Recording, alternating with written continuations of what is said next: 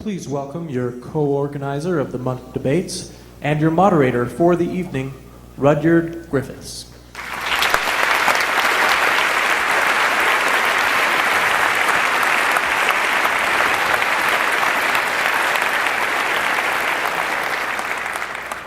Well, welcome to Toronto, Canada for the Monk Debate on Religion in association with the BBC and Intelligence Squared. I'm Rudyard Griffiths, and it's my privilege to be your moderator tonight.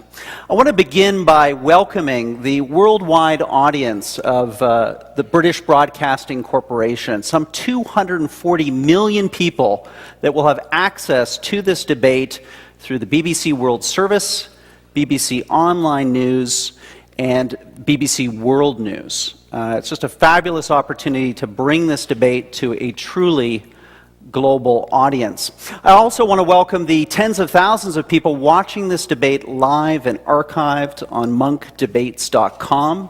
It's terrific that they're part of this conversation too. And I also want to turn my attention to this hall, this spectacular hall, the lucky 2,700 people who are here in the flesh to listen to this debate tonight. Let it be said that on this day, thanks to the generosity of Peter and Melanie Monk, that Canada and its largest city, Toronto, is truly at the heart of the global conversation.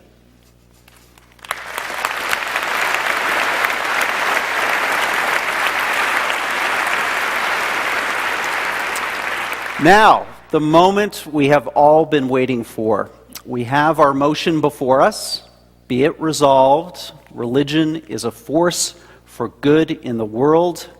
All we need is our debaters here center stage. Ladies and gentlemen, please welcome Mr. Tony Blair and Mr. Christopher Hitchens.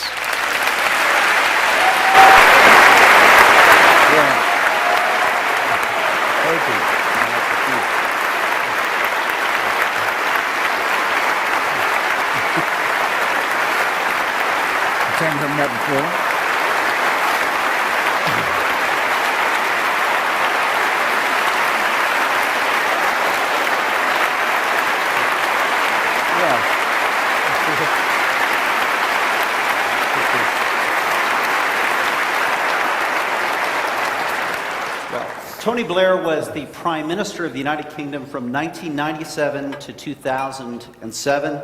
Among his many international roles today, he is the Quartet representative in the Middle East, working with the UN, the US, Russia, and the EU to try to secure a lasting peace in the region.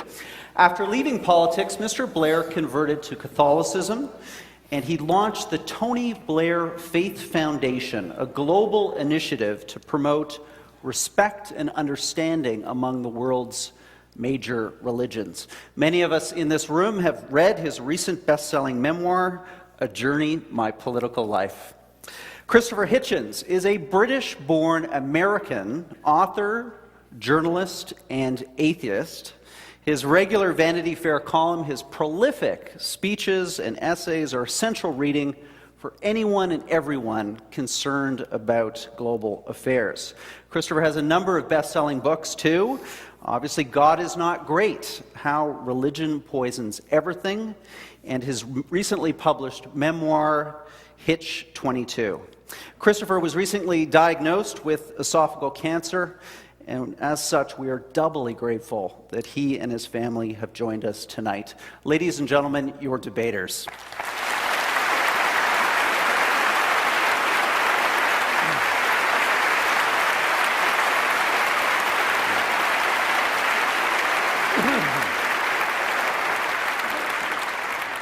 Before getting our debate underway, let me just briefly run down how the next hour and a half will unfold.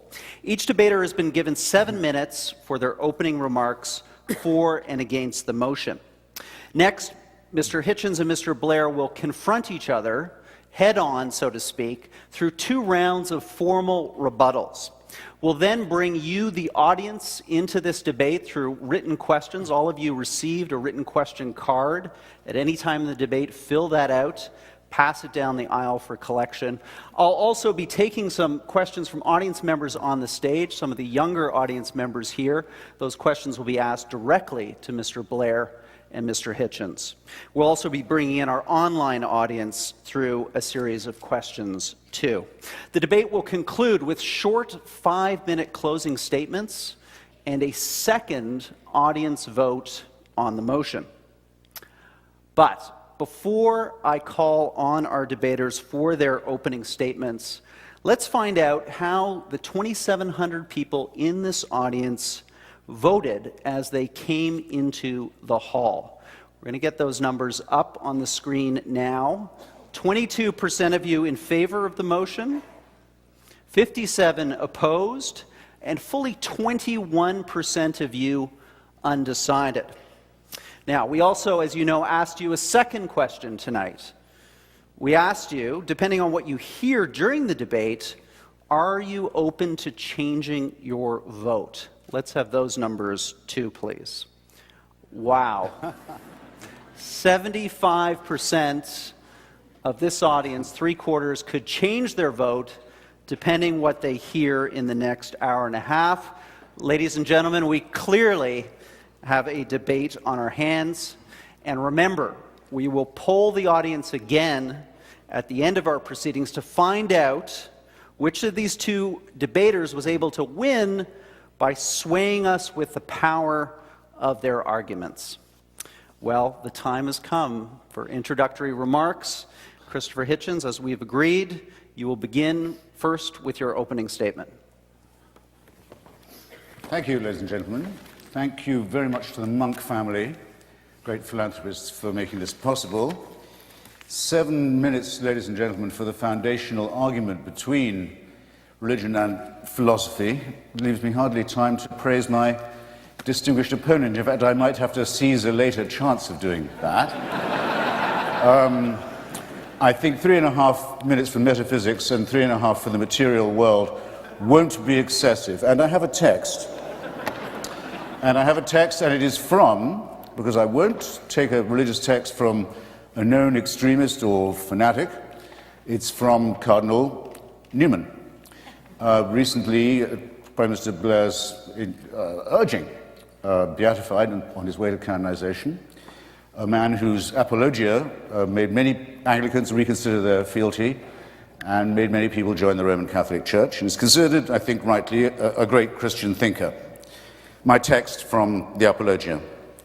The Catholic Church, said Newman, holds it better for the sun and moon to drop from heaven, for the earth to fail, and for all the many millions on it to die in extremest agony, than that one soul, I will not say will be lost, but should commit one venial sin, should tell one willful untruth, or should steal one farthing without excuse. You'll have to say it's beautifully phrased, ladies and gentlemen. But to me, and here's my proposition, what we have here, and picked from no mean source, is a distillation of precisely what is twisted and immoral in the faith mentality. Its essential fanaticism, its consideration of the human being as raw material, and its fantasy of purity. Once you assume a creator and a plan, it makes us objects in a cruel experiment whereby we are created sick and commanded to be well. I'll repeat that. Created sick and then ordered to be well. And over us to supervise this is installed a celestial dictatorship, a kind of divine North Korea. Greedy, exigent, I would say more than exigent, greedy for uncritical praise from dawn till dusk, and swift to punish the original sins with which it so tenderly gifted us in the very first place. However, let no one say there's no cure. Salvation is offered. Redemption, indeed, is promised at the low price of the surrender of your critical faculties.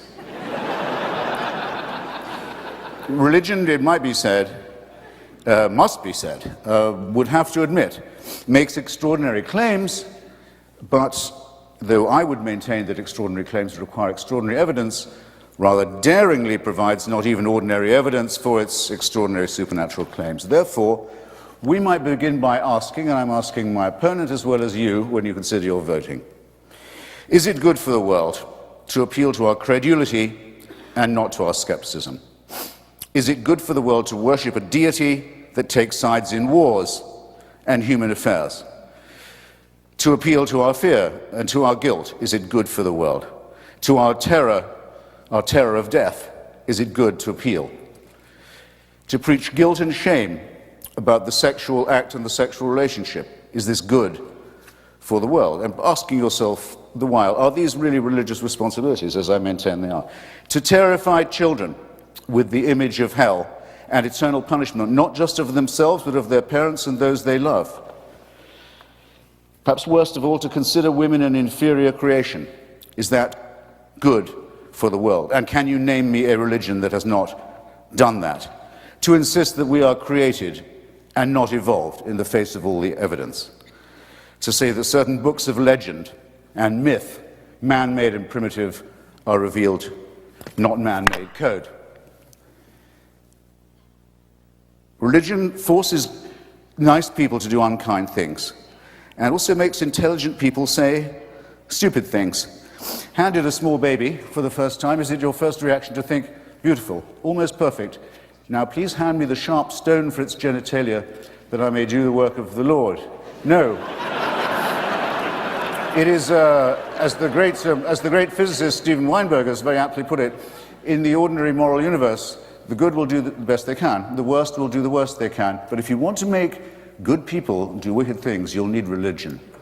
Now, I've got now 1 minute and 57 seconds to say why I think this is very self-evident in our material world. Let me ask Tony again, because he's here, and because the place where he is seeking peace is the birthplace of monotheism. So you might think it was unusually filled with refulgence and love and peace. Everyone in the civilized world has roughly agreed, including the majority of Arabs and Jews and the international community, that there should be enough room for 2 states for 2 peoples in the same land. I think we have a rough agreement on that.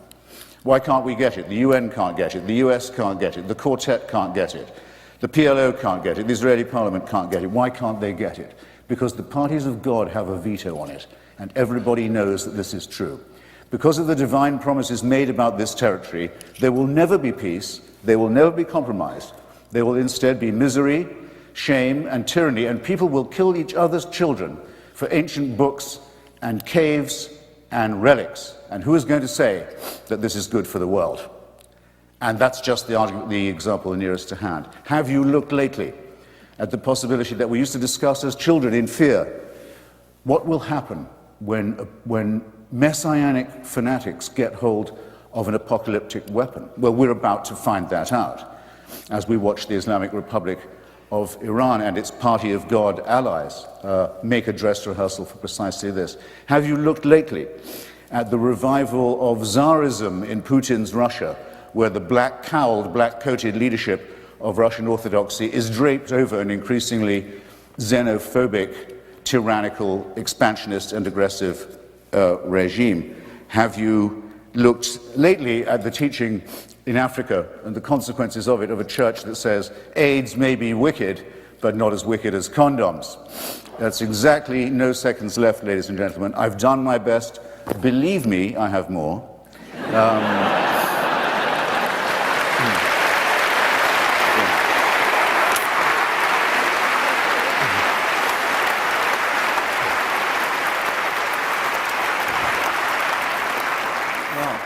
Christopher, thank you for starting our debate. Mr. Blair, your opening remarks, please.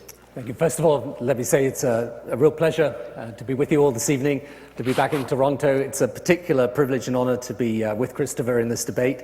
Let me first of all say that I do not regard the leader of North Korea as a religious icon. You will be delighted to know. I'm going to make, that's a biblical number, 7, but I'm going to make 7 points in my 7 minutes. The first is this. It is undoubtedly true that people commit horrific acts of evil in the name of religion. It is also undoubtedly true that people do acts of extraordinary common good inspired by religion.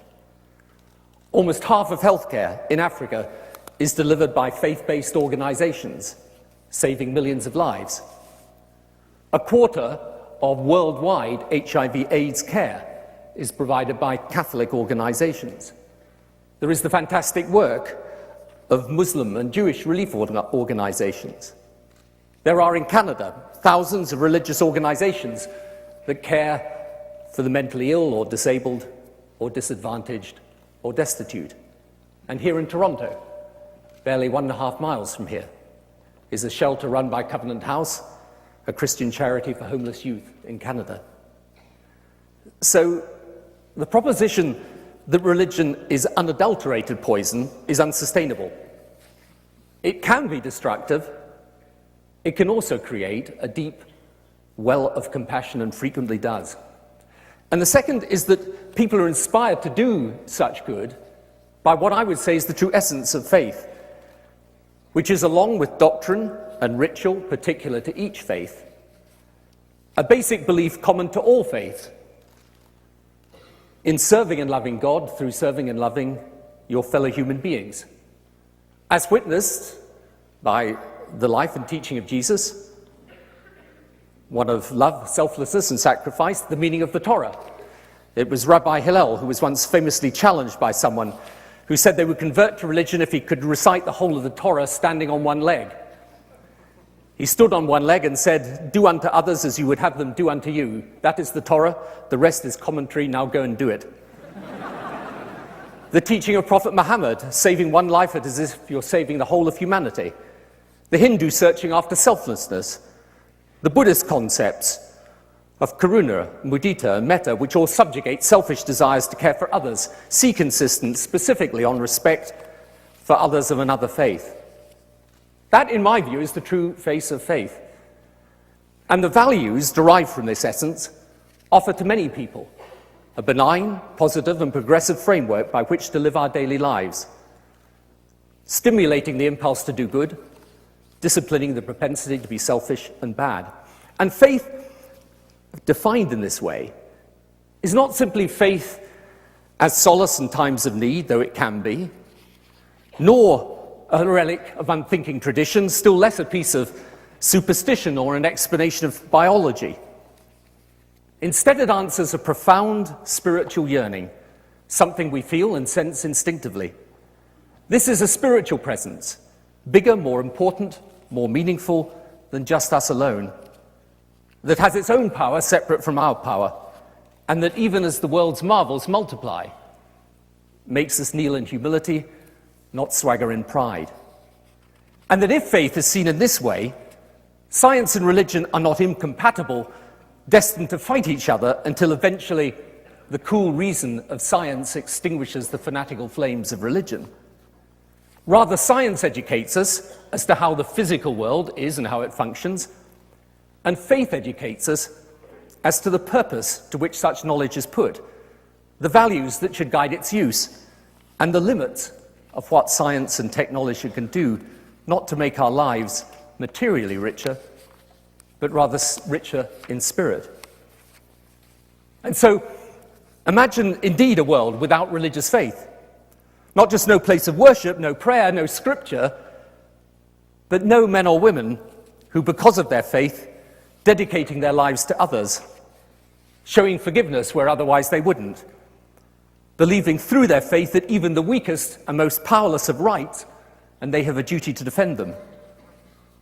And yes, I agree, in a world without religion, the religious fanatics may be gone. But I ask you, would fanaticism be gone? And then realize that such an imagined vision of a world without religion is not in fact new. The 20th century was a century scarred by visions that had precisely that imagining in their vision and at their heart, and gave us Hitler and Stalin and Pol Pot. In this vision, obedience to the will of God was for the weak. It was the will of man that should dominate. So, I do not deny for a moment that religion can be a force for evil. But I claim that where it is based essentially on a perversion of faith.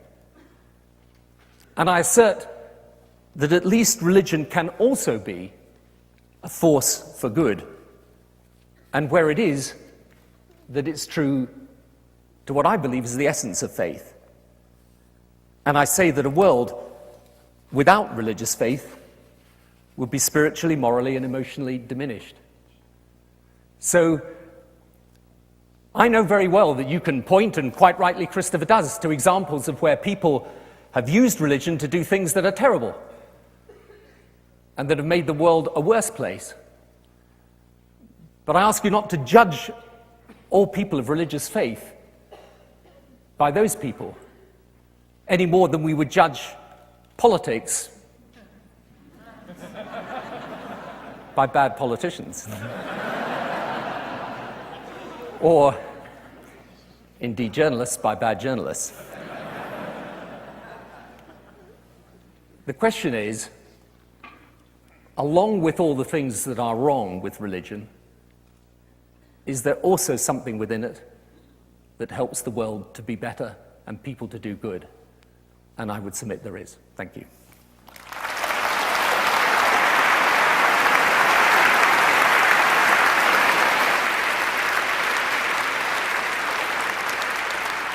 Well, Tony, your training in Parliament, I can see, had you just perfectly landing that right on the 7-minute mark.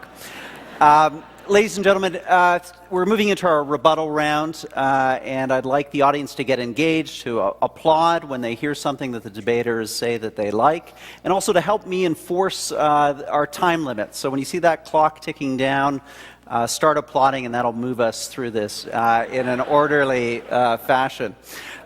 So Christopher, it's now your opportunity in our first of 2 rebuttal rounds to respond to Mr. Blair. Do I have 4? Is that right? There's 2 rounds of rebuttals.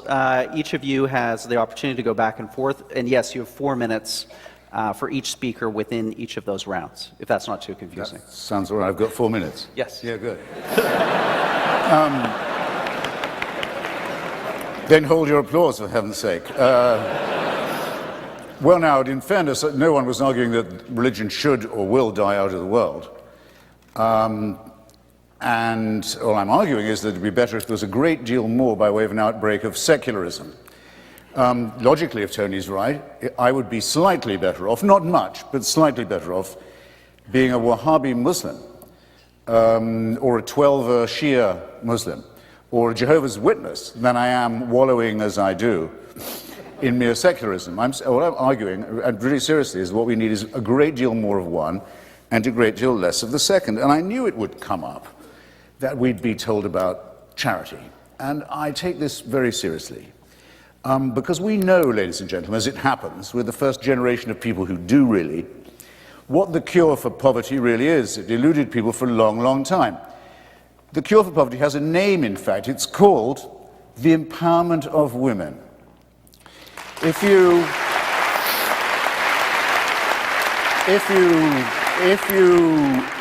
you give women some control over the rate at which they reproduce, if you give them some say, take them off the animal cycle of reproduction to which nature and some doctrine, religious doctrine, condemns them, and then if you'll throw in a handful of seeds perhaps and some credit, the floor of everything in that village, not just poverty, but education, health and optimism will increase. It doesn't matter, try it in Bangladesh, try it in Bolivia, it works all the time. Name me one religion that stands for that, or ever has.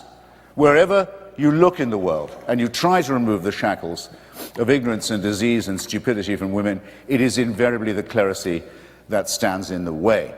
Or in the case of... Now, furthermore, if you're going to grant this to Catholic charities, say, which I would hope are doing a lot of work in Africa, if I was a member of a church that had preached that AIDS was not as bad as condoms, I'd be putting some conscience money into Africa too, I must say. But it won't bring... I'm sorry, I'm not trying to be funny. If I was trying to be funny, you mistook me. It won't bring back the millions of people who've died wretched deaths because of that teaching. That still goes on. I'd like to hear a word of apology from the religious about that, if it was on offer. After all, otherwise I'd be accused of judging them by the worst of them. And this isn't done, as Tony says so wrongly, in the name of religion. It's a direct precept, practice, and enforceable discipline of religion. Is it? Not so, in this case. I think you'll find that it is. But if you're going to say, all right, the Mormons will tell you the same. You may think it's a bit cracked to think that Joseph Smith found another Bible buried in upstate New York, but you should see our missionaries in action. I'm not impressed. I'd rather have no Mormons than no missionaries, quite honestly, and no Joseph Smith. Do we grant to Hamas and to Hezbollah, both of whom will tell you and incessantly do, look at our charitable work. Without us, Effendi, the poor of Gaza, the poor of Lebanon, where would they be but for our... And they're right.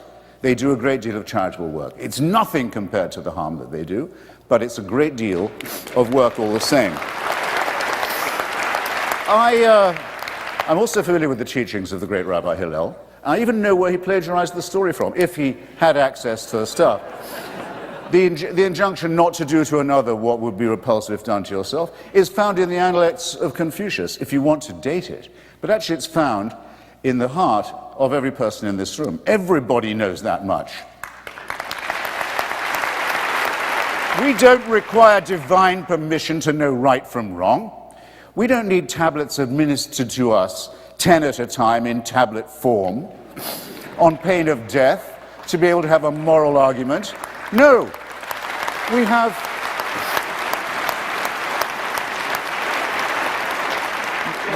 the reasoning and the moral suasion of Socrates and of our own abilities. We don't need dictatorship to give us right from wrong, and that's my lot. Thank you.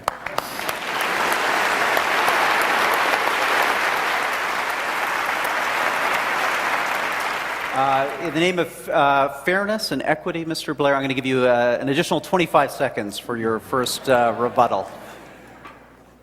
First of all, I don't think we should think that because you can point to examples of prejudice in the name of religion, that bigotry and prejudice and wrongdoing are wholly owned subsidiaries of religion. There are plenty of examples of prejudice against women, against gay people, against others, that come from outside the world of religion.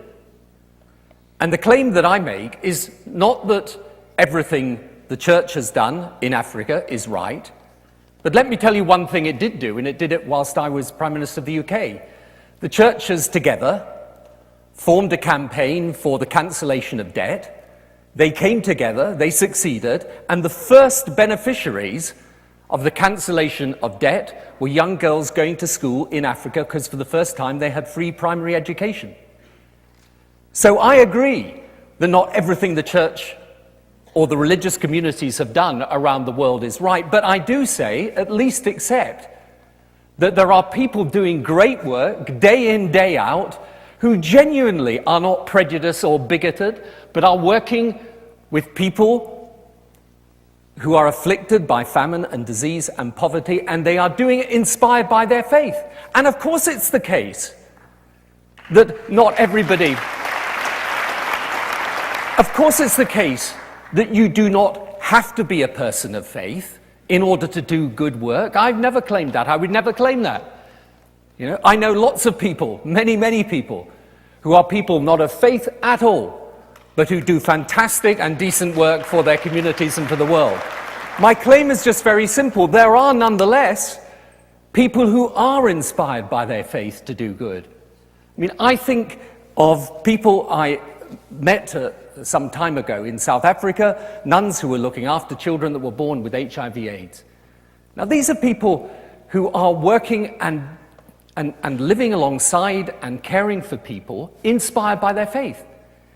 Is it possible for them to have done that without their religious faith? Of course. It's possible for them to have done it. But the fact is, that's what motivated them. So what I say to you is, at least look, what we shouldn't do is end up in a situation where we say, right, we've got 6 hospices here and 1 suicide bomber there, and how does it all equalize out? That's not a very productive way of arguing this. And actually, I thought one of the most interesting things that Christopher said is that we're not going to drive religion out of the world. And that's true, we're not. And actually, I think for people of faith to have debates with those who are secularists is actually good and right and healthy, and it's what we should be doing. But,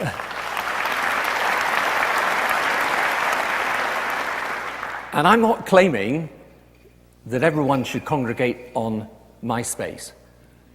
I'm simply claiming one very simple thing, that if we can't drive religion out of the world, because many people of faith believe it and believe it very deeply, let's at least see how we do make religion a force for good, how we do encourage those people of faith who are trying to do good, and how we unite those against those who want to pervert religion and turn it into a badge of identity used in opposition to others.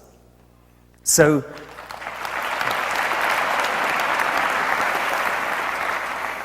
I would simply finish by saying this. There are many situations where faith has done wrong. But there are many situations in which wrong has been done without religion playing any part in it at all. So let us not condemn all people of religious faith because of the bigotry or prejudice shown by some, and let us at least acknowledge that some good has come out of religion, and that we should celebrate.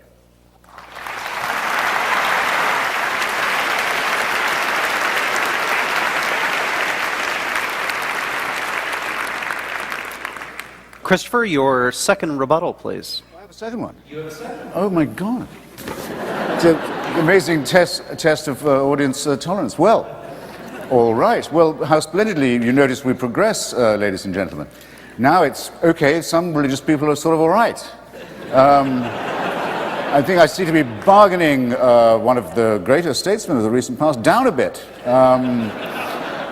Not necessarily opposed to that. Just to finish on the charity point, I once did a lot of work with a man called Sebastião Salgado. Some of you will know him, great man, great photographer. He was the UNICEF ambassador on polio questions. I went to Calcutta with him, elsewhere. Nearly got rid of polio, nearly made it join smallpox as a disease, a thing of the past, a filthy memory, except for so many religious groups in Bengal and elsewhere, Afghanistan, West Africa, so on, telling their children, don't go and take the drops.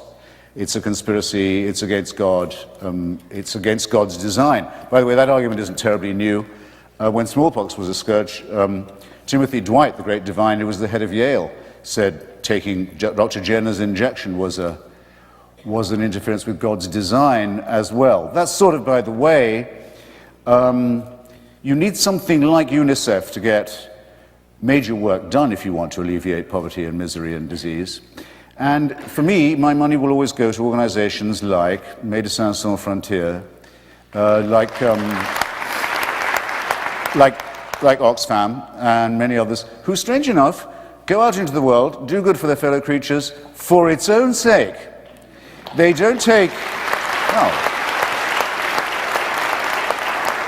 They don't take the Bible along, as people do to Haiti all the time. We keep catching them doing it. Their money is being spent flat out on proselytization. It's a function of the old thing that was hand in hand with imperialism. It's the missionary tradition. They can call it charity if they will, but it doesn't stand a second look. So much on the business of doing good, except perhaps to add, since I have you for some extra minutes, that Mr. Blair and I at different times gave quite a lot of our years to the Labour Party and to the Labour movement. And if the promise of religion was true, had been true, right up until the late 19th century in, say, Britain or North America or Canada, that good works are what's required and should be enough, and those who give charity should be honoured, those who receive it should be grateful. Two rather revolting ideas in one, I have to say. There would be no need for human and social and political action. We could rely on being innately good, which we know we can't rely upon, and which I never suggested that we could, or should. So, now now I'm intrigued now. So religion could be a good thing after all. Sometimes we think. It's now the proposition. What would a religion have to do to get that far? Well, I think it would have to give up all supernatural claims. It would have to say,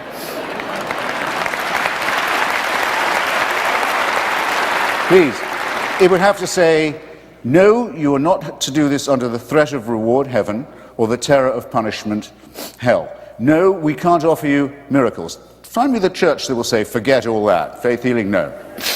It would have to give that up. It would have to give up the idea of an eternal, unalterable authority figure who was judge, jury, and executioner against whom there could be no appeal, and who wasn't finished with you even when you died.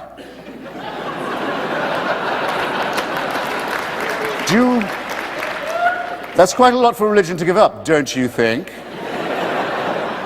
But who would not say it would be better off without it if it was what Tony Blair would like it to be?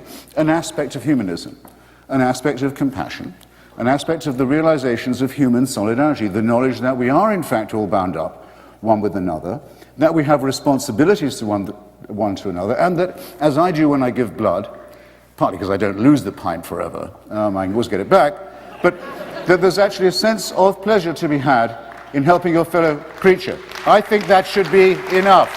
Thank you.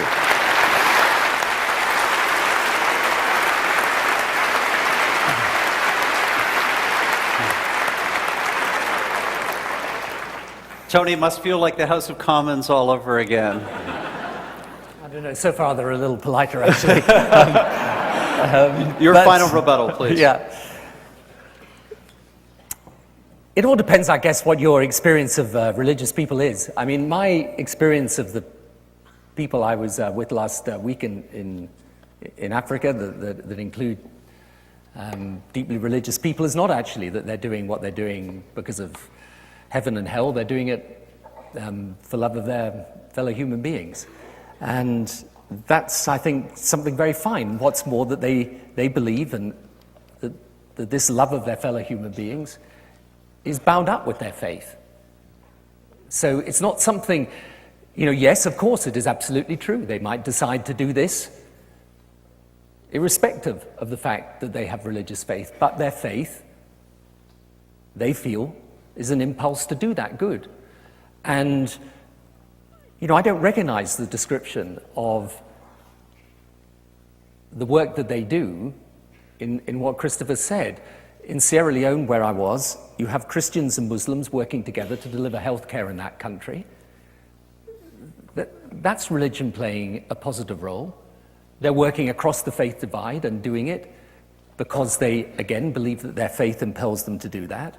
When we look back in history, yes, of course, you can see plenty of examples of where religion has played a negative role. You can see great examples, for example, in the abolition of slavery, where religious reformers joined with secular reformers in order to bring about the abolition of slavery. And let's get away from this idea that religion created poverty. There are bad things that have happened in the world outside of religion, right? And when you look at the 20th century, and you see the great scars of political ideology around views that had absolutely dramatically at their heart fascism, the communism of Stalin. Absolutely at their heart was the eradication of religion. Then what I would say to you is, get rid of religion, but you're not going to get rid of fanaticism, and you're not going to get rid of the wrong in the world. So the question is,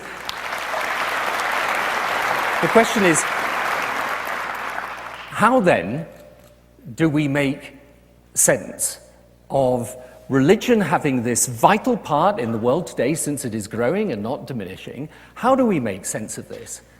And this is where, yes, there is an obligation on the people of faith to try and join across the faith divide with those of other faiths. That's the reason for my foundation.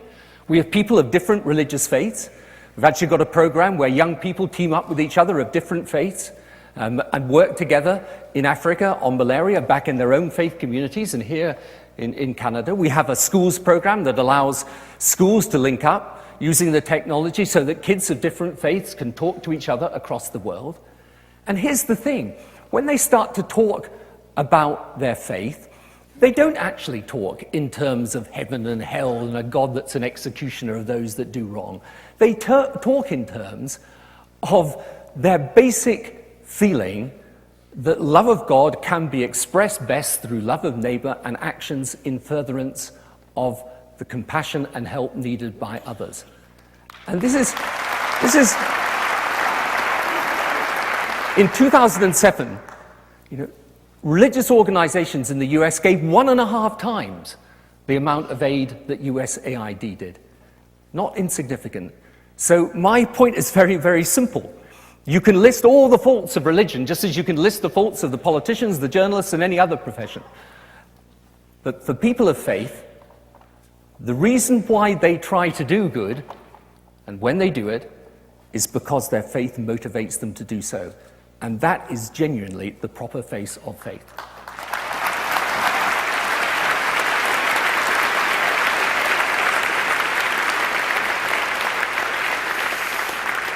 Well, gentlemen, thank you for a terrific start to this debate. The time has now come to involve you, the audience here at Roy Thompson Hall. Those written questions have been coming in, and some have been passed on to me and our folks in the control room. Also, we're going to bring on our online audience through questions that have been debated on our discussion boards, and I'm going to take some live questions from some younger audience members here on the stage. And in that regard, Christopher, we're going to start with a question from you. It's a young woman right here who would like to address you personally. Tell the audience your name and your question, please. Hi, my name is Megha Wadwani. Just hold on a sec. We're going to get this microphone working. Okay. Is this microphone working? Try again. Hello? You got it. Okay. My name is Megha Wadwani. I'm a recent graduate from the University of Toronto. And my question is actually in regards to globalization. This century, globalization will bring together, as never before, nations and peoples divided by wealth, geography, politics, and race. So my question is, instead of fearing faith, why not embrace the shared values of the world's major religions as a way of uniting humankind? Great question. Christopher? Yeah, well, unity out of faith? Or disunity? Perfectly good question, but seemed to be phrased as a call for common humanism. I mean, I didn't hear anyone say, wouldn't it be better if everyone at least joined some church or other? Not a bit of it. I mean, common humanism is, I think, not made particularly easier by the practice of religion, and I'll tell you why. There's something about religion that is, very often at any rate, and in its original monotheistic Judaistic form, actually is ab initio an expression of exclusivism. This is our God. This is the God who's made a covenant with our tribe. You find it all over the place. It isn't always as sectarian as fundamentalist Judaism was, and sometimes still is, but it's not unknown. I mean, it's always struck me as slightly absurd to be a special church for English people, though I can sort of see the point. It strikes me as positively sinister that Pope Benedict should want to restore the Catholic Church to the claim it used to make, which is that it is the one true church, and that all other forms of Christianity are, as he still puts it, defective and inadequate. How this helps to build your future world of cooperation and understanding is not known to me. If you tell me in the Balkans what your religion is, I can tell you what your nationality is. You're not a Catholic. You know less about Loyola than I do, but I know you're a Croat, and I know you're a Croat nationalist. It's a religion, and in fact any form of faith, because it is a surrender of reason, it's a surrender of reason in favor of faith, is a fantastic force multiplier, a tremendous intensifier, I was trying to say, of all things that are in fact divisive rather than inclusive, and that's why its history is so stained with blood, not just of crimes against humanity, crimes against womanhood, crimes against reason and science, attacks upon medicine and enlightenment, all these appalling things that Tony kept defending himself from that I didn't even have time to bring up. But if you just look at the way the Christians love each other in the wars of religion in Lebanon, or in former Yugoslavia, you will see that there is no conceivable way that by calling on the supernatural you will achieve anything like your objective of a common humanism, which is, I think you're quite right to say, our only chance of, I won't call it salvation. Thank you.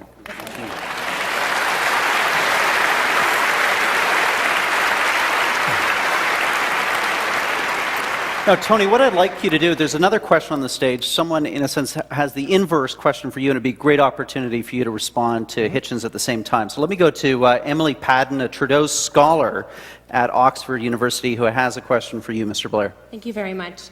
My research is in armed conflict in sub-Saharan Africa, and so the question I'd like to ask you, Mr. Blair, if I may, is how do you argue that religion is a force for good in the world when the same faiths that bind peoples and groups also deepen divisions and exacerbate conflict?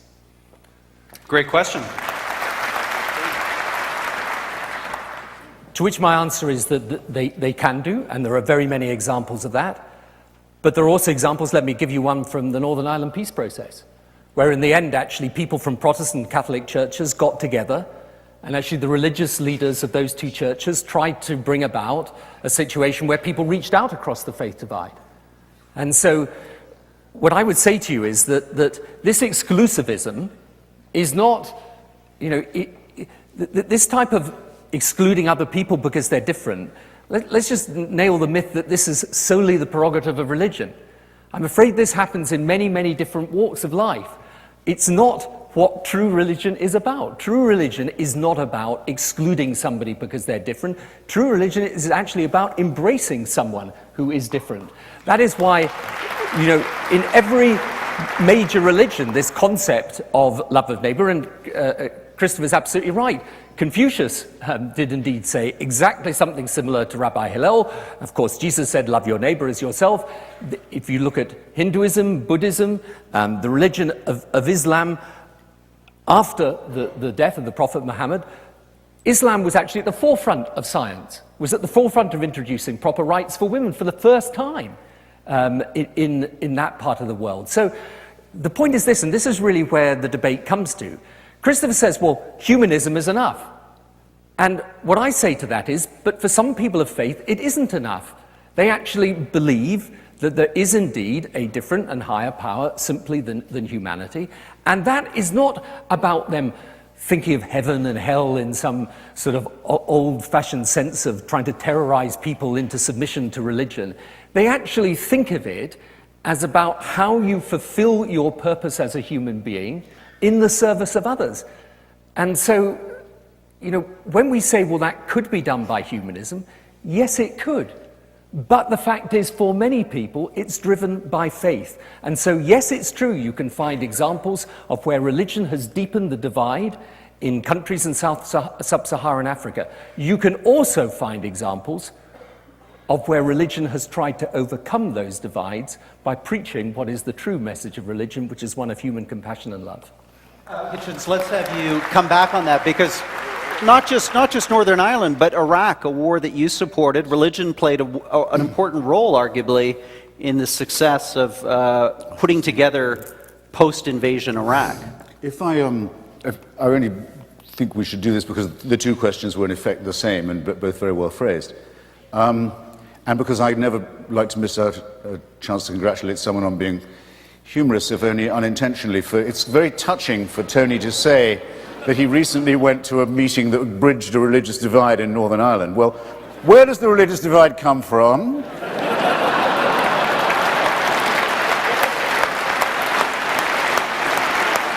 400 years and more, 400 years more in my own country of birth, of people killing each other's children, depending on what kind of Christian they were, and sending each other's children in rhetoric to hell, and making Northern Ireland the place the most remarkable in Northern Europe for unemployment, for ignorance, for poverty, and for, I would say, stupidity too. And for them now to say, maybe we might consider breaching this gap, well, I should bloody well think so. But I don't see how. If they'd listened to the atheist community in Northern Ireland, which is a real thing, and if they'd listened to the secular movement in Northern Ireland, which is a real thing, and I know many people who've suffered dreadfully from membership in it, not excluding being pulled out of a car by a man in a balaclava and asked, are you Catholic or Protestant? He said, I'm Jewish atheist, actually. He said, what are you, a Protestant Jewish atheist or a Catholic? You laugh. You laugh, but it's not so funny. when the party of God has a gun in your ear at the same time. And that was in Britain, and still is to some extent, until recently. Rwanda. Do I say that there would be no quarrel between Hutu and Tutsi, people in Rwanda? Belgian colonialism, I think, made it worse, probably, but there are no doubt innate ethnic differences, or they're felt to be in Rwanda. But the fact of the matter is, Rwanda is the most Christian country in Africa. In fact, by one account, that's to say numbers of people in relation to numbers of churches, it's the most Christian country in the world. And the Hutu power genocide, at any rate, was preached from the pulpits, actually the pulpits of the Catholic Church, as many of the people we are still looking for, wanted in that genocide, are hiding in the Vatican, along with a number of other people who should be given up to international justice, by the way. Quite a number of people. So, since Tony seems to like religious people best when they're largely non-practicing, but just basically faithful, I'll grant him that much. I say that it's not entirely the fault of religion that this happened in Rwanda, but when it's preached from the pulpit, as it was in Northern Ireland and in Rwanda, it does tend to make it very, very much worse. Thank you.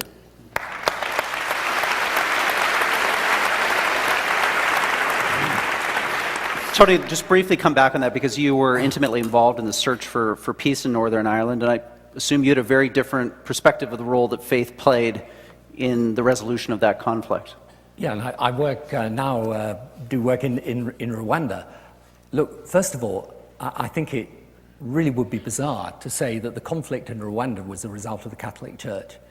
I mean, Rwanda is a perfect indicator of what I'm saying, which is you can put aside religion and still have the most terrible things happen. I mean, this was the worst genocide since the Holocaust. It was committed on a tribal basis. Yes, it's true, there were members of the Catholic Church who behaved badly in that context of Rwanda. There were also, by the way, members of the Catholic Church and others of religious denomination who stood up and protected and died alongside people in Rwanda. So, you know, and as for Northern Ireland, yes, of course, Protestant and Catholic, absolutely right, but you couldn't ignore the politics of the situation in Northern Ireland. It was to do with the relationship between Britain and Ireland going back over many, many centuries. So my point is very simple. Of course, religion has played a role, and sometimes a very bad role, in these situations, but not only religion.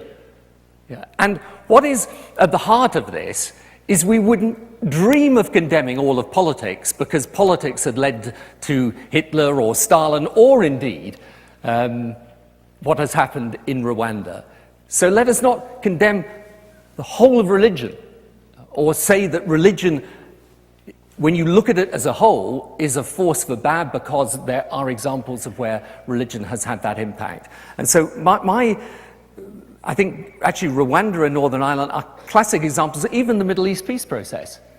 I mean, yes, I agree you can look at all the religious issues there, but let's not ignore the political issues either. And frankly, at the moment, the reason, and I can tell you this from first-hand experience, the reason we don't have an agreement at the moment between Palestinians and Israelis is not to do with the religious leaders on either side, right? It's a lot more to do with the political leaders, so it's my branch that has to take the blame for that. And therefore, what I would say is, I actually think that yes, of course, a lot of these conflicts have religious roots.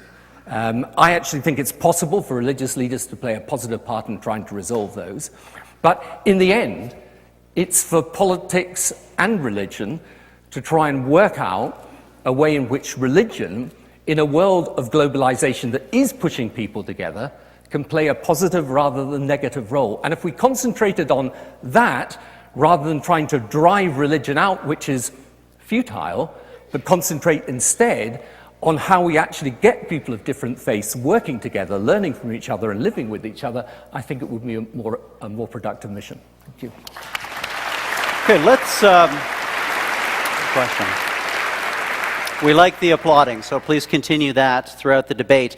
Let's take a written question. My producers are telling me that we have a written question. We'll get that on the screen. And Christopher, this is for you to start with. Interesting one. America is both one of the most religious countries in the world and also one of the most democratic and pluralistic, both now and arguably through much of its history. How do you explain that seeming paradox? Relatively simply, the United States has uniquely a constitution that forbids the government to take sides in any religious matter, or to sponsor the church, or to adopt any form of faith itself. As a result of which, anyone who wants to practice their religion in America has to do it as a volunteer. It's what de Tocqueville wrote about so well in his Democracy in America, ever since Thomas Jefferson wrote to the Baptists of Danbury, Connecticut, during his tenure as president, saying, you'll be familiar with the phrase, I'm sure, rest assured, because they'd written to him out of their fear of persecution in Connecticut, rest assured that there will ever be a wall of separation between the church and the state in this country. And the maintenance of that wall, which people like me have to defend every day against those who want garbage taught in schools and pseudoscience in the name of Christ, and other atrocities. The maintenance of that wall is the guarantee of the democracy. By the way, for a bonus, can anyone tell me who the Baptists of Danbury, Connecticut thought was persecuting them? The Congregationalists of Danbury, Connecticut. Well done. Also, that argues, by the way, for the existence of a very small but real fan base of mine somewhere in this hall. Yes, now, it doesn't seem to matter very much now, but it mattered then. Give those Congregationalists enough power, as they did have in Connecticut, and just you see how unfurry they look compared to how docile they behave. Now we've disciplined them. Thank you.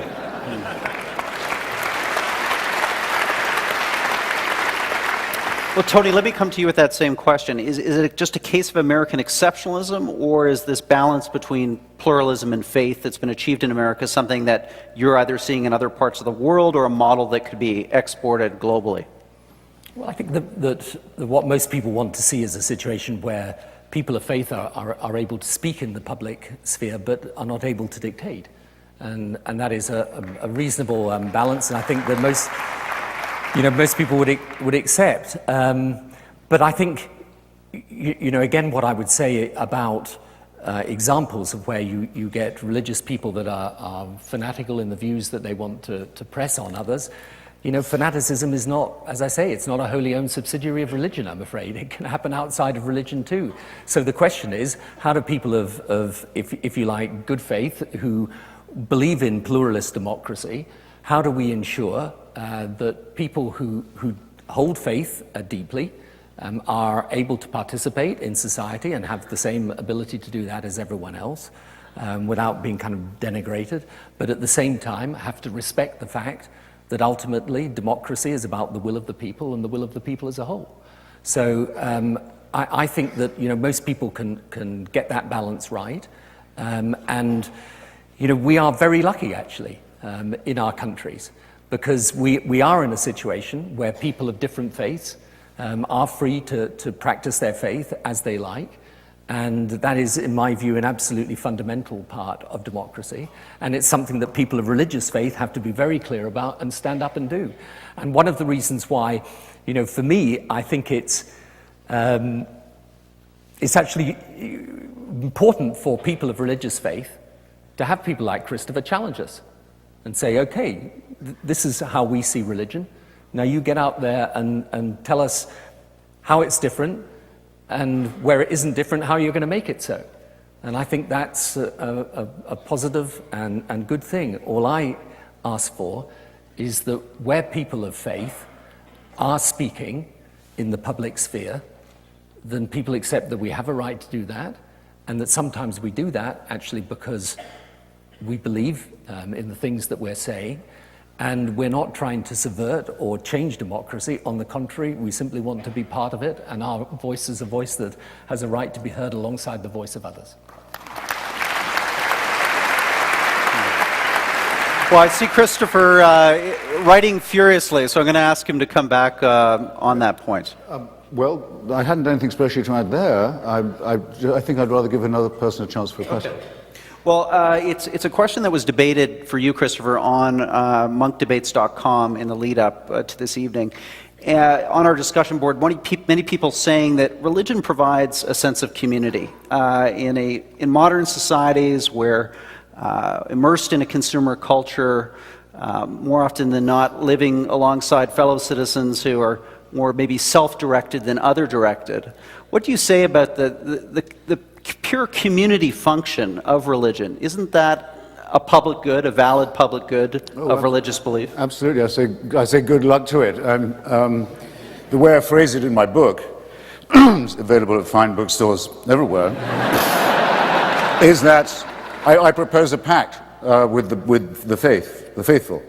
Say, I'll take it again, I'll quote from the great Thomas Jefferson, that I don't mind if my neighbor believes in 15 gods or in none. He neither by that breaks my leg or picks my pocket. I would echo that and say that as long as you don't want your religion taught to my children in school, given a government subsidy, imposed on me by violence, any of these things, you are fine by me. I would prefer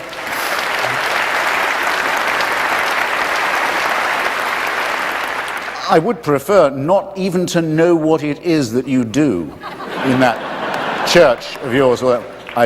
In fact, if you force it on my attention, I will consider it a breach of that pact. Have your own bloody Christmas, and so on. Do your slaughtering, if possible, in an abattoir, and don't mutilate the genitals of your children. Because then I'm afraid it gets within the ambit of law. All right, so don't you think that's reasonably pluralistic and communitarian of me? I think it is. Why is it a vain hope on my part? Why is that?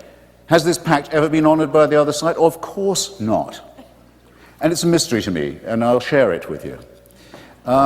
If I believed that there was a savior who'd been appointed or sent by, or a prophet, appointed or sent by a God who bore me in mind and loved me and wanted the best for me, if I believed that, and that I possessed the means of grace and the hope of glory, to phrase it like that, I think I might be happy. They say it's the way to happiness. Why doesn't it make them happy? Well, don't you think it's a perfectly decent question? Why doesn't it? Because they won't be happy till you believe it too. And why is that? Because that's what their holy books tell them. Now, I'm sorry, it's enough with saying in the name of religion. Do these texts say that until every knee bows at the name of Jesus and so on, there will be no happiness? Of course it is what they say. It isn't just a private belief. It is rather, and I think always has been, and it's why I'm here, actually a threat to the idea of a peaceable community. And very often, as now, and frequently, a very palpable one. So I think that's the underlying energy that powers the friendly disagreement between Tony and myself.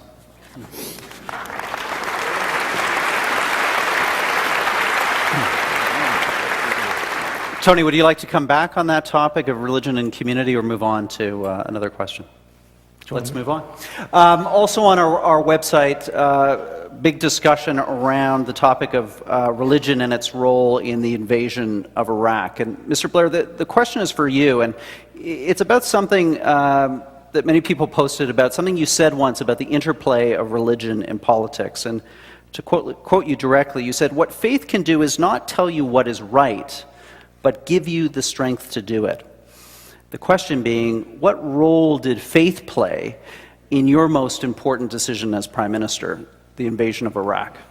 I think we can nail this one pretty easily. It was not about religious faith. And, you know, one of the things that I sometimes say to people is look, the thing about religion and religious faith is if you are a person of faith, it's part of your character, it defines you in many ways as a human being. It doesn't do the policy answers, I'm afraid. Okay? So as I used to say to people, you know, you don't go into church and look heavenward and say to God, right, next year the minimum wage, is it £6.50 or £7? Unfortunately, it doesn't tell you the answer. And even on the major decisions that are to do with war and peace that I've taken, They were decisions based on policy, and so they should be, and you may disagree with those decisions, but they were taken because I genuinely believe them to be right.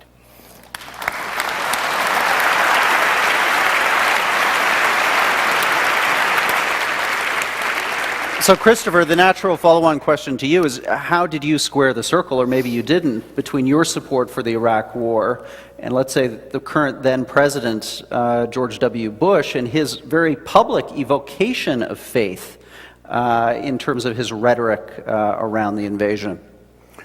Well, I don't remember. In fact, I don't think you can point out to me any moment where George Bush said he was under divine order or had any divine warrant for the intervention in Iraq. I'm perfectly certain that he might not have minded at some points giving that impression, but he wanted to give that impression about everything that he did.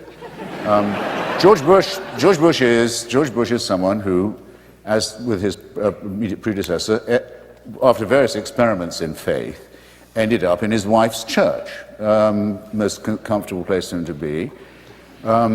She's after all is the one who said to him, "If you take another drink, you scumbag, I'm leaving and taking the kids," which is his way of saying he found Jesus and gave up the bottle. We know this. We know this to be true. Now, like a good Methodist, I was in Methodist school for many years myself. Like a good Methodist, George Bush says the following: "I've done all I can with this argument and with this conflict. From now on, all is in God's hands." That's quite different, I think. It would have made him a perfectly good Muslim, as a matter of fact. Combination of fatalism with a slightly sinister feeling of being chosen. Anyway. No, what's striking most to the eye of those who observe the debate on what Tony Blair and I agree to call the liberation of Iraq is the unanimous opposition of the leadership of every single Christian church to it, including the President's own and now the Prime Minister's own. The Methodist Church in the United States adamantly opposed, the Vatican adamantly opposed, as it had been to the liberation of Kuwait in 1991. Not the first time in the world that a sort of sickly Christian passivity has been preached in the face of fascist dictatorship. And of course, I was very surprised by the number of liberal Jews who took the same about a regime that harbored genocidal thoughts towards them.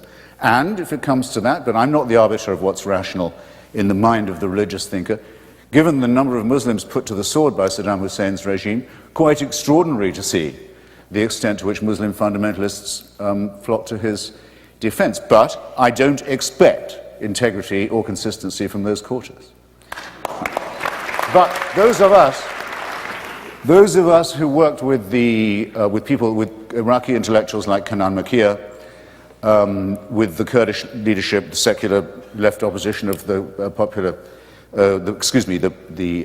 Patriotic Union of Kurdistan, the Iraqi Communist Party, I have to give it credit for this, many feminists and other secular who'd worked for years to bring down Saddam Hussein, are very proud of our solidarity with those comrades, those brothers and sisters. We're still in touch with them.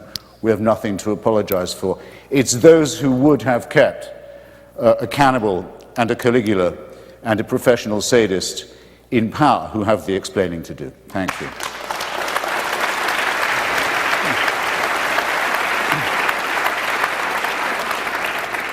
Well, I want to be conscious of our time and go to our two final on-stage questions, and I believe the first one is for Mr. Blair, a student at the Monk School of Global Affairs. Introduce yourself and ask your question to Mr. Blair. Yes, good evening. My name is Jonah Cantor, and my question pertains to something that's come up earlier this evening. Religion on both sides is often seen as an obstacle to peace in the Middle East, and I was wondering what role you believe faith can play in a positive manner in helping to bring peace between Israelis and Palestinians. Well, I remember a few months back I was in Jericho, and when you go out from Jericho, they took me up to, we went to visit the Mount of Temptation, which is where I think they take all the politicians. And the guide that was showing us around, the Palestinian guide, he suddenly stopped at one point and he said, this part of the world, he said, Moses, Jesus, Muhammad, why did they all have to come here? And I sort of said, well, supposing they hadn't, would everything be fine? And he said, oh, probably not. But, you know, the religious leadership can play a part in this. For example, I don't think you will get a resolution of the issue of Jerusalem unless, which is a sacred and holy city to all three Abrahamic faiths, unless people of faith are prepared to try and find common ground so that they are entitled to worship in the way that they wish. And it's correct that in both Israel and Palestine, you see examples of religious fundamentalism and people espousing and doing extreme things as a result of their religion. But I can also tell you that there are rabbis and people of the Muslim faith on the Palestinian side who are desperately trying to find common ground and ways of working together. And I think, you know, part of the issue, and the reason indeed for me starting my faith foundation, is that we can argue forever the degree to which what is happening in the Middle East is the result of religion or the result of politics. But one thing is absolutely clear, that without those religious faith playing a positive and constructive role, it's going to be very difficult to reach peace. So my view, again, and I think this is in a sense one of the debates that underlies everything we've been saying this evening, is if it is correct that you're not going to simply eliminate religion, you know, you're not going to drive religion out of the world, then let's work on how we make those people of different faiths, even though they believe that their own faith is the path so they believe to salvation, how they can work across the faith divide in order to produce respect and understanding and tolerance. Because believe it or not, amongst all the examples of prejudice and bigotry that Christopher quite rightly draws attention to, there are also examples of people of deep religious faith, Jewish, Muslim and Christian, who are desperately trying to search for peace, and with the right political will supporting that, who would play a major part in achieving peace. So I agree, a religion has to one degree created these problems, but actually people of different religious faiths working together can also be an important part of resolving these problems. And that's what we should do, and it's what we can do, and in respect of Jerusalem, it is absolutely imperative that we do.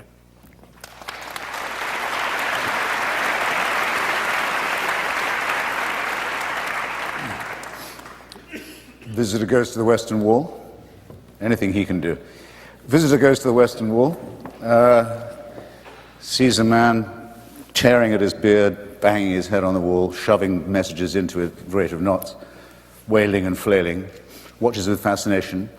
When the guy finally breaks off, says, "Excuse me, I couldn't help noticing you were being unusually devout in your addresses to the wall, to the divines.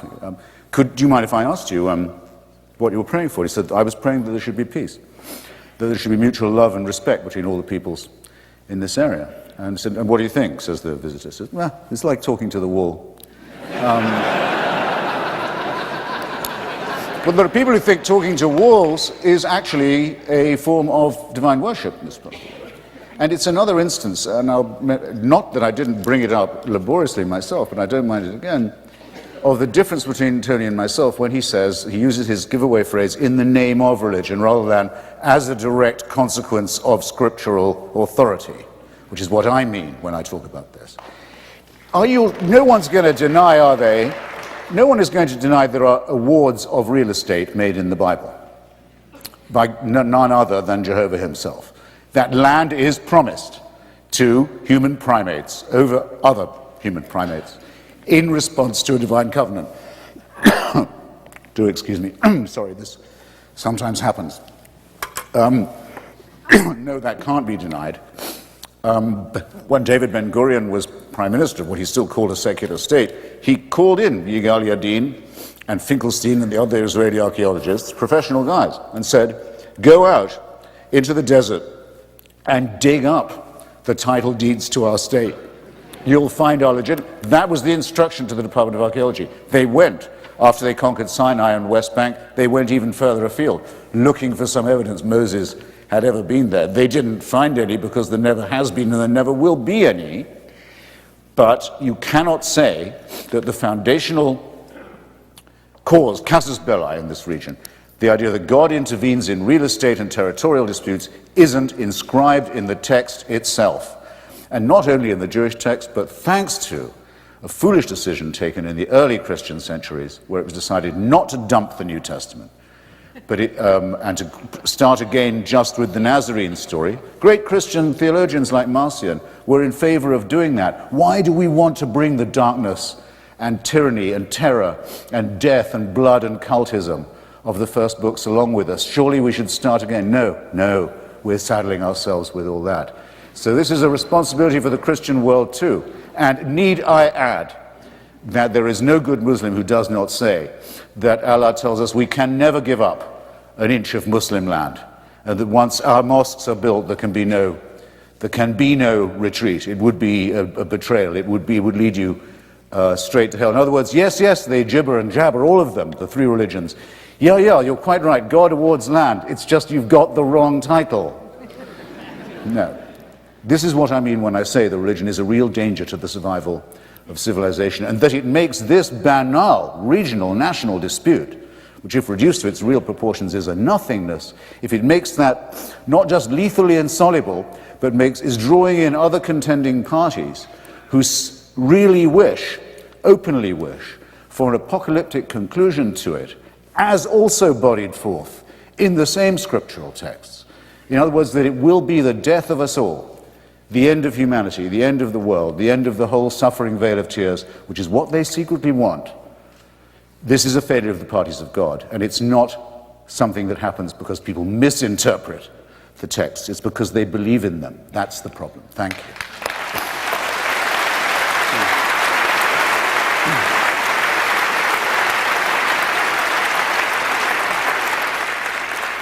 Tony, would you like a quick rejoinder, or can I move on to our final question for this session? Whichever you like. Well, great. We have I think, the perfect final question. And it's from another student at the Monk School for Global Affairs, Dana Wagner. Where are you, Dana? Here you are. A big part of this issue is our inability to stand in another's shoes with an open mind to understand a different worldview. In this regard, can each of you tell us which of your opponent's arguments is the most convincing? Thank you.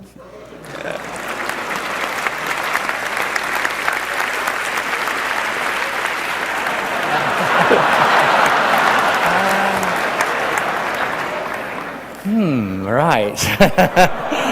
Now, this definitely never happened in the House of Commons. I think that the most convincing argument is, and the argument that people of faith have got to deal with, is actually the argument that Christopher's just made, which is that the bad that is done in the name of religion is intrinsically grounded in the scripture of religion. Right? That is the single most difficult argument. And since I've said it's a really difficult argument, I suppose I better give an answer to it. My answer to it is this, that there is, of course, that debate that goes on within religion, which is the degree to which, as it were, you look at Scripture abstracted from its time, you pick out individual parts of it, you use those in order to justify whatever view you like, or whether, as I tried to do in my opening, you actually say, well, what is the essence of that faith? And what is the essence of Scripture? And of course, then what you realize is that, yes, of course, if you believe as a Muslim that we should live our lives according to the 7th century, then you will end up with some very extreme positions. But actually, there are masses of Muslims who completely reject that as a view of Islam, and instead say, no, of course, the Prophet back then was somebody who brought order and stability, and actually, for example, even though we today would want equality for women, and many, again, despite what people say, many Muslims would agree with that as well, and many Muslim women, obviously. back then, actually, what he did was extraordinary for that time. And also, when you look at Christianity, yes, of course, you can point to issues that of that time now seem very strange and outdated. But on the other hand, when you take Christianity as a whole and ask what it means to those, what draws people to it, what is it that made me as a student come to Christianity? It wasn't to do with some of the things that Christopher's just been describing, and I understand there are those traditions within religion. I understand that. I accept that. I see how people look at certain parts of Scripture and draw those conclusions from it, but it's not what it means to me. It's not the essence of it. The essence of it is, through the life of Jesus Christ, is a life of love and selflessness and sacrifice. And that's what it means to me. And so I think the most difficult thing for people of faith is to be able to explain Scripture in a way that makes sense to people in the modern world. And one of the things that we have actually begun recently is a dialogue called The Common Word, which is about Muslims and Christians trying to come together and through Scripture find a common basis of cooperation and mutual respect. So, yes, it is a difficult argument. That is the most difficult argument. I agree. But I also think there is an answer to it. And I think one of the values, actually, of having a debate like this, and in a sense having someone making that point as powerfully as Christopher has made it, is that it does force people of faith to recognize that we have to deal with this argument, to take it on, and to make sure that not just in what we are trying to do, but in how we interpret our faith, we are making sure that what I describe as the essence of faith, which is serving God through the love of others, is indeed reflected not just in what we do, but in the doctrines and the practice of our religion.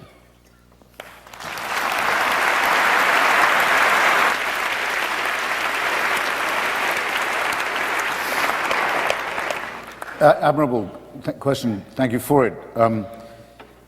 The remark Tony made that I most agreed with this evening, I'll just hope that doesn't sound too minimal, was when he said that if religion was to disappear, things would by no means, as it were, automatically be okay. I mean, he phrased it better than that. But it would be what I regard as a necessary condition, would certainly not be a sufficient one. And anyway, religion won't disappear. I just think the hold of it on people's minds can be substantially broken and domesticated. He's quite right about that, of course. I hope I didn't seem at any point to have argued to the contrary. I come before you, after all, as a materialist. If we give up religion, we discover what actually we know already, whether we're religious or not, which is that we are somewhat imperfectly evolved primates on a very small planet in a very unimportant suburb of a solar system that is itself a negligible part of a very rapidly expanding and blowing apart cosmic phenomenon. These conclusions, to me, are a great deal more awe-inspiring than what's contained in any burning bush or horse that flies overnight to Jerusalem or any other of that. It's a great deal more awe-inspiring, as is any look through the Hubble telescope at what our real nature and future really is. So he was quite right to say that, and I would have been entirely wrong if I'd implied otherwise. I think I could say a couple of things for religion myself, would in fact. First is what I call the apotropaic. We all have it, the desire not to be found claiming all the credit. A certain kind of modesty, you could almost say humility. People will therefore say they'll thank God when something happens that they are grateful for. Or there's no need to make this a religious thing. The Greeks had the concept of hubris as something to be avoided and criticized. But what the Greeks would also have called the apotropaic, the view that not all the glory can be claimed by a load of primates like ourselves, is a healthy reminder too. Second, the sense that there's something beyond the material, or if not beyond it, not entirely consistent materially with it is, I think, a very important matter. What you could call the numinous, or the transcendent, or at its best, I suppose, the ecstatic. I wouldn't trust anyone in this hall who didn't know what I was talking about. We know what we mean by it when we think about certain kinds of music, perhaps. Certainly the relationship, or the coincidence, but sometimes very powerful, between music and love. Landscape, certain kinds of artistic and creative work that appears not to have been done entirely by hand. Without this, we really would merely be primates. I think it's very important to appreciate the finesse of that, and I think religion has done a very good job in enshrining it in music and in architecture, not so much in painting, in my opinion. And I think it's actually very important that we learn to distinguish the numinous in this way. I wrote a book about the Parthenon. I'll mention it briefly. I couldn't live without the Parthenon. I don't believe any civilized person could. If it was to be destroyed, you'd feel something much worse than the destruction of the first temple had occurred, it seems to me. But, we've lost an enormous amount besides by way of our knowledge of symmetry and grace and harmony. But I don't care about the cult of Pallas Athena. It's gone. And as far as I know, it's not to be missed. The Eleusinian mysteries have been demystified. The sacrifices, some of them human, that were made to those gods are regrettable but have been blotted out and forgotten. And Athenian imperialism is also a thing of the past. What remains is the fantastic beauty and the faith that built it. The question is how to keep what is of value of this sort in art and in our own emotions and in our finer feelings, the numinous, the transcendent, I'll go as far as the ecstatic, and to distinguish it precisely from superstition and the supernatural, which are designed to make us fearful and afraid and servile, and which sometimes succeed only too well. Thank you.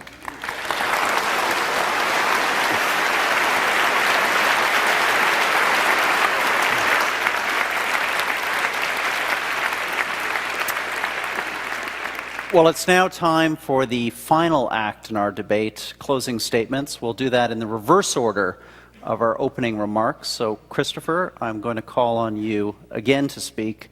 Your closing remarks, please. I'm not ready. Okay. I didn't know it was coming. And Tony, what do you say? Would you rather have another question? There's so many people who've got them. I'm happy. I'd rather answer another question. Let's take another question. Okay. In other words, don't run away with the idea I'd run out of stuff, okay? Because I'd rather be provoked. Someone could do that. Sure. Well, let's do that. And I guess we'll give Christopher a pause here, a chance to drink and catch his breath. And Tony, go to you on this, the whole question of, which has been at the center of this debate, on the rigidity or flexibility of religious doctrine. Your church, the Catholic Church, has just made a reversal of sorts on its policy around the use of condoms, allowed explicitly and only for the prevention of HIV/AIDS infection. Is that a positive? Is that an expression of flexibility, or a critique of the decades of rigidity before this reversal? Well, I welcome it. But you know, I mean, I'm one of the, I think, billion lay Catholics. So I don't, and I think many Catholics have different views on a whole range of issues upon which there is teaching by the Church. I just wanted to pick up something, if I might, that Christopher said, because I thought his discussion of the transcendent was very interesting, actually. I mean, for those of us of religious faith, we acknowledge and believe that there is a power higher and separate from human power. And in a way, what Christopher is saying is, well, I can't accept that, but I do accept there is something transcendent in the human experience, and something numinous, something even ecstatic. You see, for me, the belief in a higher power and the fact that we should be obedient to the will of that power, not simply our own will, I don't regard that as putting me in a position of civility, is not the word I would use. I would use the word obligation. And, you know, it is of course absolutely true that when I can point to any of the acts that I say are inspired by religious faith, you can say, well, they could easily have been inspired by humanism. But I think that for those of us that are of faith and do believe that there is something actually more than simply the human power, this does give you, I think, a humility. It's not all that can give you a humility, but it does.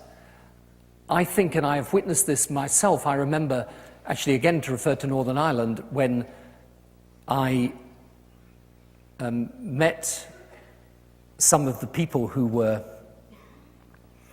the relatives of those who died in the Omagh bombing, which came actually after the Good Friday Agreement and was the worst terrorist attack in the history of Northern Ireland. And I went to visit the relatives of the victims, and I remember a man saying to me that who had lost his loved one in the bombing, saying to me, you know, I have prayed about this, and I want you to know that this terrible act should make you all the more determined to reach peace and to not stop your quest for peace. And it is completely true that, of course, he could have come to such an extraordinary, and I would say transcendent view of forgiveness and compassion without religious faith. But it was what led him to that. And so I think you can't ignore the fact that for many of us, actually religious faith is what shapes us in this direction, and not because we are servile or base our religious faith on superstition or contrary to reason, indeed, which is why I've never seen a contradiction between Darwin and being someone of religious faith. But we do genuinely believe that it impels us in a way that is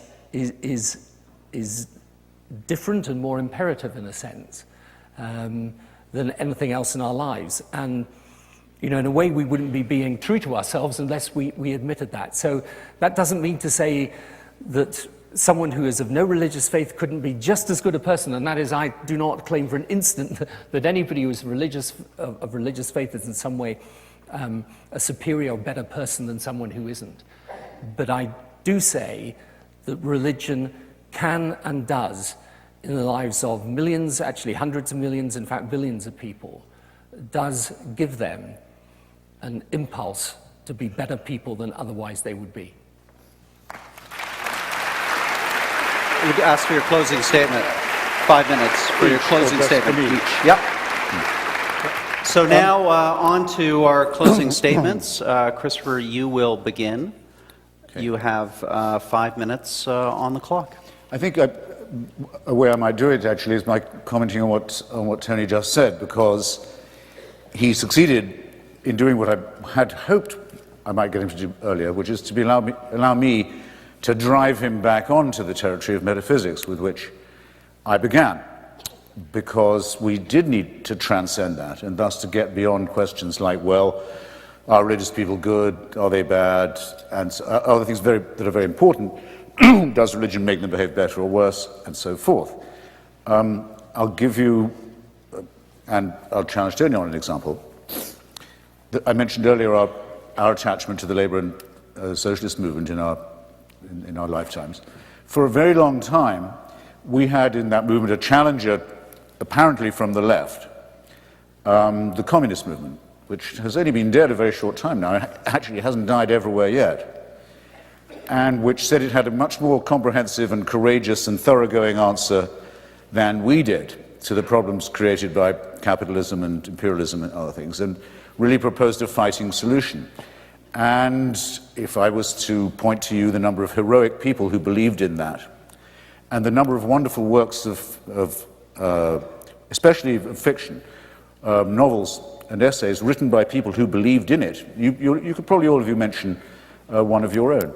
If you were a Canadian, I hope they still teach about him in school, the great example of Norman Bethune, heroic doctor who went to volunteer in China during the Civil War on the communist side, did amazing work, invented a form of battlefield blood transfusion.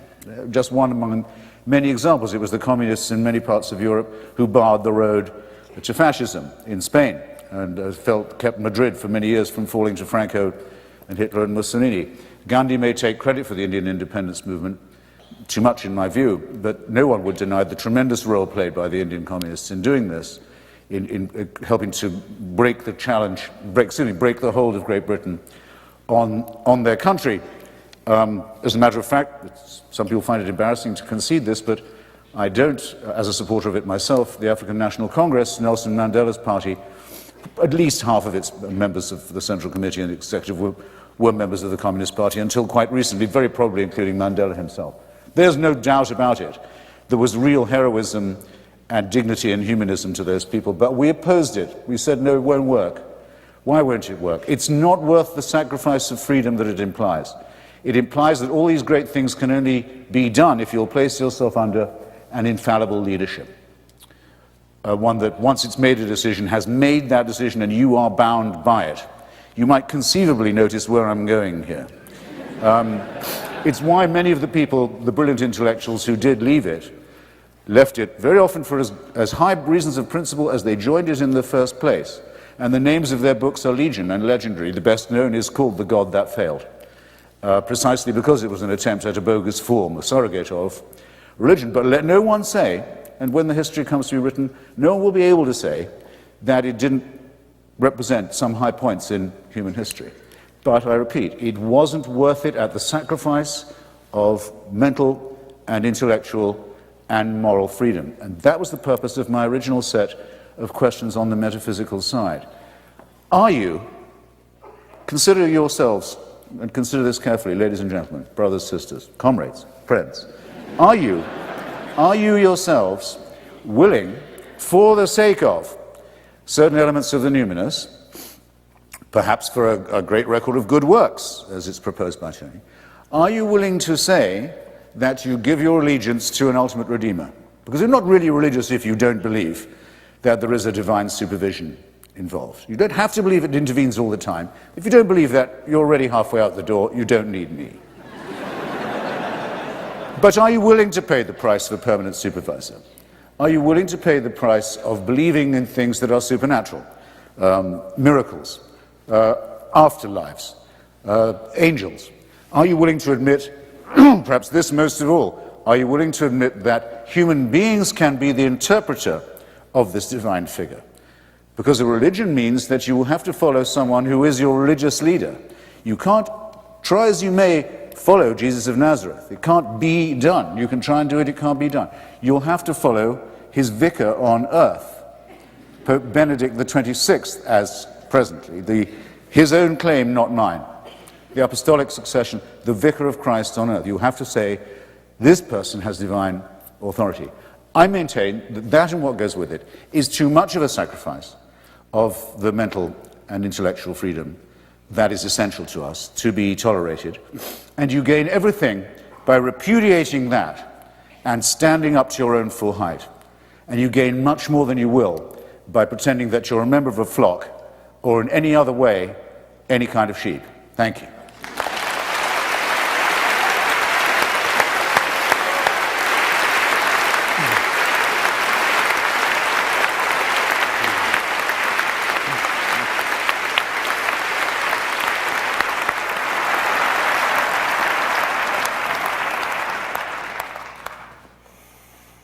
I was just, when Christopher was talking there about the times in the Labour Party together, I was just recalling after we suffered our fourth election defeat in a row in the Labour Party, meeting a party member after the fourth defeat who said to me, "The people have now voted against us 4 times. What is wrong with them?"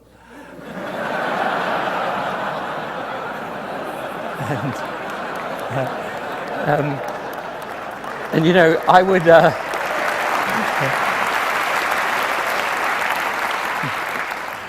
I would say that actually the example of communism shows that those that want to suppress freedom, those who have a fanatical view of the way the world should work, those are not confined to the sphere of religious faith, I'm afraid.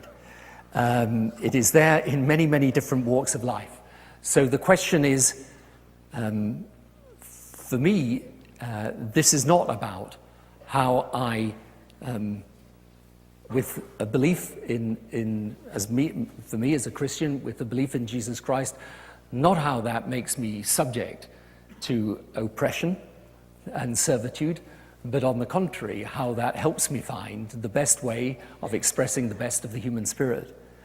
And it was actually Einstein who was not an atheist, in fact. He believed in a supreme being, although he did not necessarily subscribe to organized religion, who said religion without science is blind.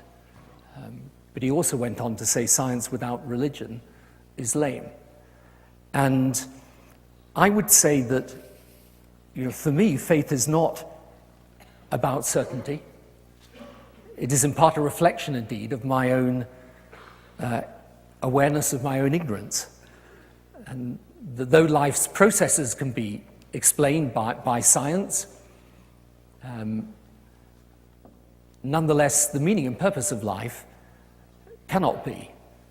And in that space, for me at least, lies not certainty in the scientific sense, but a belief that is clear and insistent, and I would say rational, which is that there is a higher power than human power, and that higher power causes us to lead better lives in accordance with a will more important than our own. Not in order that we should be imprisoned by that superior will, but on the contrary, so that we can discipline and use our own will in furtherance of the things that represent the best in human beings and the best in humanity. So I think this debate this evening has been a fascinating and I think deeply important debate about probably the single most important issue of the 21st century. I actually don't think the 21st century will be about fundamentalist political ideology. I accept it could be about fundamentalist religious or cultural ideology. And the way that we avoid that is for those people of faith actually to be prepared to stand up and to debate those people who are of none. And for those people who believe in a world of peaceful coexistence, where people do cooperate together, recognize that there are people with deeply held religious convictions and that those convictions impel them to be part of that world of peaceful coexistence, even though it is true. There are those who, in the name of religion, and indeed, as a consequence of religion, will sometimes do things that are horrific, bad, evil, and in my view, totally contrary to the true meaning of faith. So I don't stand before you tonight and say that those of us of religious faith have always done right, since that is plainly wrong.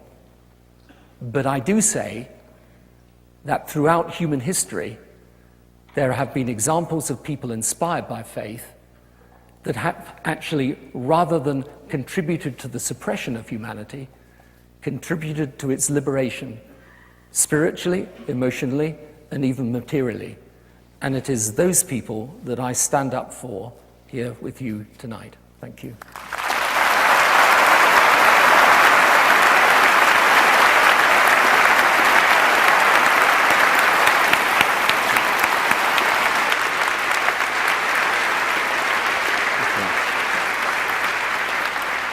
Well, ladies and gentlemen, let me reiterate something that Peter Monk said at the beginning of this evening's talk.